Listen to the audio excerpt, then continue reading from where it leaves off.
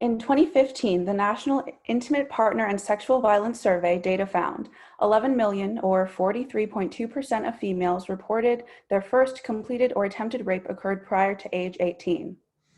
Now, some may try to rationalize this statistic by asking, what was she wearing? And some may use the phrase, boys will be boys. The weight put on gender roles in society and the inequality that surrounds gender must be brought into discussion. In recent years, it has. Since its reestablishment, the Me Too movement has grown to be a powerful phrase. This leads me to asking, to what extent has the Me Too movement, established in 2017, positively impacted the societal constructs that enable gender roles and norms in the United States? Conforming to roles solely because of your gender has been a long-standing construct. These gender norms spread into many areas of society and are experienced on an everyday basis. Sports is an area that highlights the divide between the sexes. From the pay gap to poor contracts, fewer sponsorships, etc. This is evident in the pay gap between women and men playing for the World Cup. For just attempting and losing in the first round of the World Cup, men receive $8 million, while women receive $2 million for winning the World Cup. Also, the NCAA photographs of the women's gym and the men's gym speak volumes. It actually caused an uproar through social media and news coverage that caused the NCAA to issue a public apology. The stimulus source from the United Nations explains that commonly in the past, athletes, coaches, and officials have turned a blind eye to sexual harassment and abuse. This has led to a culture of victim blaming for those who come forward and the reinforcement of a boys will be boys mentality and culture that normalizes and therefore perpetuates this abuse. Social media itself holds a lot of gravity in society, and the Me Too movement is a testament to that. The phrase Me Too has been used for women in varying social settings. In 2017, actress Alyssa Milano magnified the Me Too.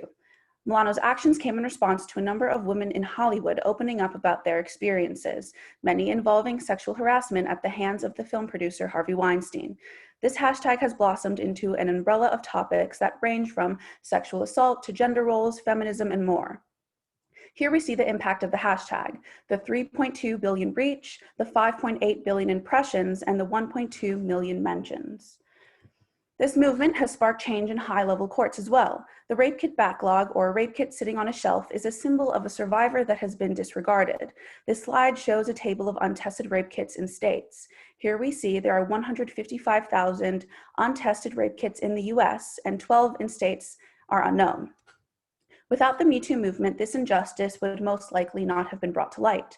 But because of the movement, state officials have begun to collect this data and to work towards decreasing these numbers of untested kits. So just after midnight on June 3rd, 1978, 17-and-a-half-year-old Michael approached Sharon, who was 16-and-a-half at the time. Evidence at trial claimed that Sharon had said no to Michael's initial advances and that Michael struck Sharon in the face. The state of California charged Michael with unlawful sexual intercourse with a female under the age of 18 years. Michael argued that it violated the law because it discriminated based on gender. The California Supreme Court acknowledged that the statute discriminated based on sex, but found that it was constitutional. Feminists advocated for the statute to be gender equal. The goal was to reduce the stigma of women as victims, alleviate a sense of female oppression, and remedy other persistent historical gender stereotypes. By 2000, all state legislators had removed gender distinctions from sexual assault crimes. The push towards gender equality has been something feminists have been striving for many years, but the Me Too movement is further catapulting this mission. The Me Too movement has shifted society's norms by working towards abolishing gender roles and allowing for victims to step forward with their stories. Social psychological theories suggest that stigmatizing experiences like sexual harassment can be damaging to self-esteem, especially because the individual fears that they are alone. Now, victims feel empowered to come forward in an environment that is more open to addressing sexual assault. Some may argue that the Me Too movement has not outright abolished sexual assault and gender norms. Here we see disclosures remained constant, with 49% in 2017 and 2019 having told someone about their experiences in the past year, and 63% having ever told someone. At the national level in 2016, 23.2% of sexual assaults were reported to police. Yet in 2017, the year that Me Too exploded, 40.4% were reported to police. In 2018, however, only 24.9% of sexual assaults were reported to police. Now, there are various factors that prevent survivors from disclosing their experience. There may be pushback, but there have been clear examples of societal shifts because of the Me Too movement. An American Bar Association partner agreed that corporations are taking the issue of sexual harassment more seriously than ever. They want to know what's going on and want to do the right thing, she says. The more we see this in the workplace, the less claims we'll see emphasizing the value of preventative measures.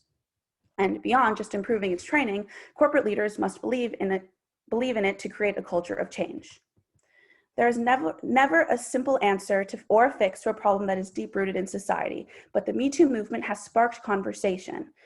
Especially with the movement having been started as a hashtag, it had the power to reach audiences everywhere and become mainstream and viral, as it proved. It's about recognizing gender inequality and doing what we can to reach equality for all genders. Because of this movement, dozens of prominent people publicly disclosed experiences with sexual harassment or assault, and there were several high-profile resignations due to allegations of sexual misconduct.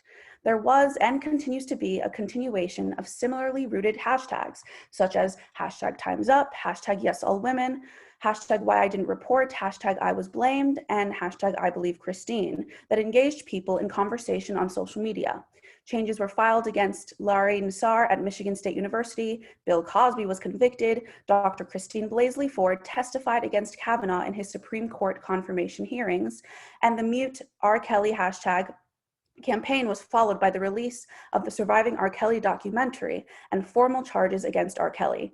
There is a clear substantial increase in public conversations and media coverage about sexual abuse and sexual harassment during this time. Not to say there isn't more work to do, but the Me Too movement has laid the foundation for work that will begin to inevitably create unity and equality for all genders. Thank you. Do you have any questions? I have two questions for you. First up, how did your research question evolve as you moved through the research process? So at first, it was pretty non-specific at all. It was more so me just reading the stimulus and finding that I wanted to speak on something I was passionate about, which started with just inequality in some form, whether that be racial or gender.